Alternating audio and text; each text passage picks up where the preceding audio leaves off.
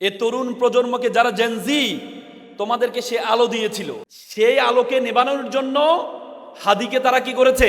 হত্যা করেছে। আমরা মনে করি এক হাদি মারা গিয়েছে, আমাদের সাথে লক্ষ লক্ষ হাদি তৈরি হয়েছে। আমরা স্লোগান দিব এখন থেকে, আমরা সবাই হাদি হব, যুগে যুগে লড়ে যাব। আমরা সবাই হাদি হব, এই দেশের জন্য জীবন দিব।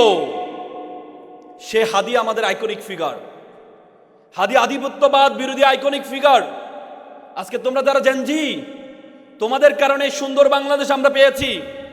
তোমাদের কারণে 17-18 বছর জঞ্জাল থেকে এই বাংলাদেশের পলিটিক্যাল পার্টিরা যেটা পারেনি, আমাদের জেনজিরা, যাদেরকে আমরা ফার্মের মুরগি বলতাম, যাদেরকে আমরা বলতাম তারা হচ্ছে পাবজি খেলে, গেম খেলে, গেমে শত্রুকে তারা মারে, গেম খেলে খেলে টিপে টিপে, কিন্তু সেই জেনজিরা যারা স্লোগান দিয়েছে বুকের মধ্যে অনেক ঝড়, বুক পেতেছি গুলি কর, সেই জেনজিরা আমাদের সামনে দাঁড়িয়ে আছে।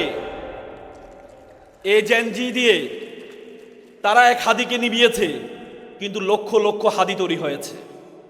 এক হাদিকে তারা নিভিয়েছে, কিন্তু দুঃখজনক হলো সত্য, হাদির বিচার আমরা এই যে অন্তর্বর্তীকালীন সরকার, জেনজিদের রক্তের বিনিময়ে যারা ক্ষমতায় বসেছে, তাদের বিচার করার কোনো প্রক্রিয়া আমরা দেখছি না। তোমরা দেখেছো হাদি হত্যার পরবর্তীতে কিছু মব হয়েছিল, সেখানে আমরা দেখেছি প্রায় 50-এর উপরে যাদেরকে অভিযুক্ত করা হয়েছে তাদেরকে গ্রেপ্তার করা হয়েছে। কিন্তু হাদিকে যারা প্রকাশ্য দিবালোকে দিনে দুপুরে হত্যা করলো, সেই আসামিদেরকে আমরা এখনো পর্যন্ত গ্রেপ্তার করতে পারছি না। আমরা আজকের এই সুন্দর প্রোগ্রাম থেকে বলতে চাই, হাদির আসামিদেরকে যদি গ্রেপ্তার করা না হয়, তাহলে এই সরকার আমরা যেভাবে বসিয়েছি, এই সরকারকে আমরা বিচারের আওতায় আনবো ইনশাল্লাহ। নারায়ণ শব্দের অর্থ হচ্ছে, আরেকটি ভাষায় নারায়ণ শব্দের অর্থ হচ্ছে যারা জলে বসবাস করে। তোমরা জানো জলে দুই ধরনের প্রাণী বসবাস করে, এক হচ্ছে কুমির বসবাস করে, আবার হচ্ছে মাছও বসবাস করে, নাকি? হ্যাঁ, তার মানে মাছ হচ্ছে আমাদেরকে সহযোগিতা করে, আমরা বলি মাছে ভাতে বাঙালি, ঠিক না? নাকি?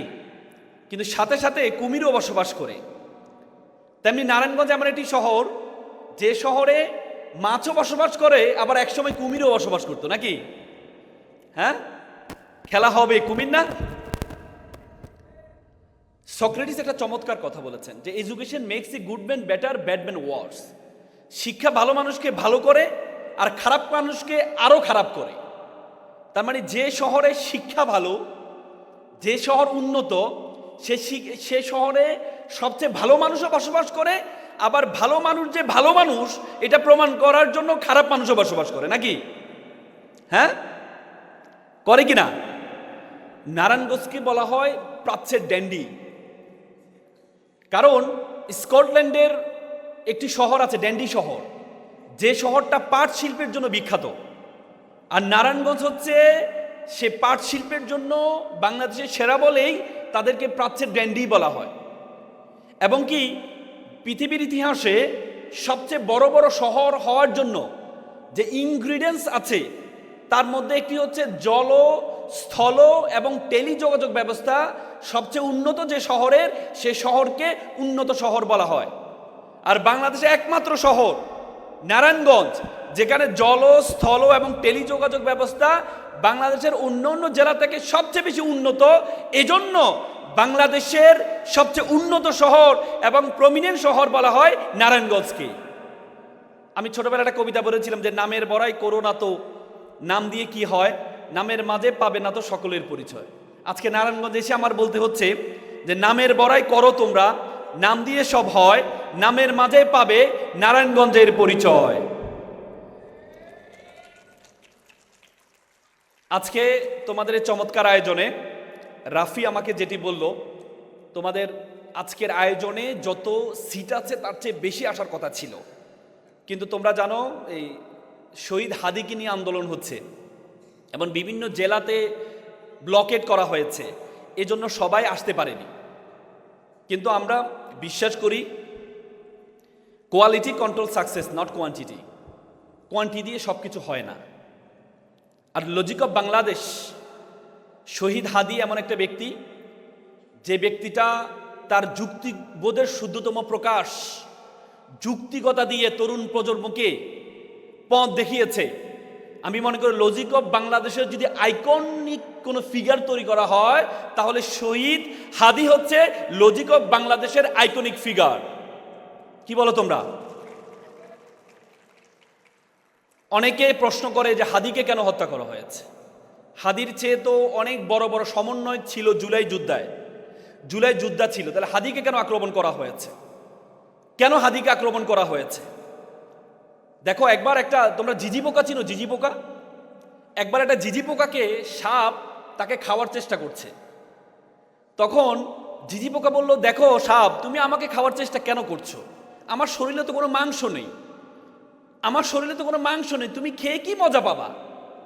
সাপ বলে যে আমি তোমাকে খাওয়ার চেষ্টা এটা না, যে আমি আমার খিদা নিবারণ করা উদ্দেশ্য না, উদ্দেশ্য হচ্ছে তুমি যে আলো দাও, সে আলো আমার পছন্দ না, সে আলো নিবানো হচ্ছে আমার উদ্দেশ্য, এই জন্য তোমাকে আমি খাওয়ার চেষ্টা করছি। হাদি সে আলো দিয়েছিল। আজকে এই সুন্দর আয়োজন, আমি আসলে তোমরা আজকে অনেক শীত পড়ছে, অনেক ঠান্ডা, এরপরও তোমরা যেখানে আসছো, হার্ভার্ড ইউনিভার্সিটি একটা গবেষণা হয়েছে, তারা 30 বছর ধরে একটা গবেষণা করেছে। তারা বলেছে হু আর হ্যাপি, কে সুখী, what is the ingredients of happiness, সুখের সংজ্ঞাটা কি? তারা 30 বছর ধরে গবেষণা করে বের করেছে সুখী হচ্ছে তারাই they can engage the social gathering, যারা ইন্ট্রোভার্ট নয়, যে can engage the social community, যারা কমিউনিটির সাথে চলে, যারা ইন্ট্রোভার্ট নয়, এক্সট্রোভার্ট, প্রত্যেকের সাথে চলতে পছন্দ করে, তারা হচ্ছে পৃথিবীর সবচেয়ে বড় সুখী। আজকে লজিক অফ বাংলাদেশ যে তোমাদের জন্য চমৎকার আয়োজন করেছে, এই আয়োজন করার মাধ্যমে তোমরা সবচেয়ে বড় অবদান তোমাদের, এই ঠান্ডার মধ্যে তোমরা এই সুন্দর প্রোগ্রামকে সুন্দর করার জন্য তোমরা আসছো। এখন বিশ্রামের সময় তোমাদের অনেক বন্ধু বান্ধব কম্বলের নিচে এখনো শুয়ে আছে, তারপরও তোমরা এখানে আসছো। কেন আসছো? এই প্রোগ্রামকে সফল করার জন্য। আজকে লজিক অফ বাংলাদেশ সুন্দর যে চমৎকার আয়োজন করেছে, রাফি ইলমারা যে চমৎকার আয়োজন করেছে, তাদের চমৎকার আয়োজন উদ্দেশ্য কি?